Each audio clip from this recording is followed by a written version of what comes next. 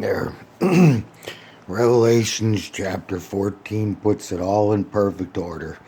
It's not written in perfect order. It's actually written backwards, but it is in perfect order. Okay? First 3.5 years of the tribulation of the saints, that is the tribulation, where there is no mark of the beast, there is an angel proclaiming to refuse the mark of the beast. Unless you have spiritual discernment where you could actually see into the spirit world, you will not see the angel flying overhead. But the warning is coming out of the mouth of the believers that know and understand. Refuse the mark of the beast. During the actual 3.5 years of the mark of the beast, the angel is still flying overhead and giving the warning, refuse the mark of the beast. Again, we don't see the angel, but the warning is coming out of the mouth of those that understand. Refuse the mark of the beast. Then, when that 7 years of tribulation of the saints ends, we see that another angel flies overhead, proclaiming the destruction of Babylon. That is the last 3.5 years of the earth, the destruction of Babylon. Again, we don't see the angel flying overhead, but the two prophets are proclaiming the destruction of Babylon while the angels are pouring out the bowls of God's wrath.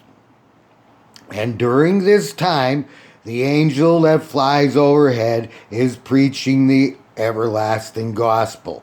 Again, we don't see the angel, but those that remain, the Christians that remain during this period of God's wrath, that are kept from his wrath, nothing can harm them, nothing can touch them. They cannot be forced to bow to the image. They have refused the mark of the beast. They remain the whole time preaching the everlasting gospel. And then we see this happens before the seventh angel says it is finished. Okay, when the seventh angel says it is finished, now we see Christ on Mount Zion with the 144,000, which is a description of the actual 144,000 and the expanded version of the 144,000. The martyrs from every nation, kindred, tongue, and people. Okay? Again, in perfect order. Not written in perfect order, but it is the exact way these events will unfold. We are just about through the first 3.5 years, where there is a warning to refuse the mark, but the mark is not actually instilled. By early 2027, we will move into the second 42-month period where the mark is instilled, and we definitely must refuse the mark.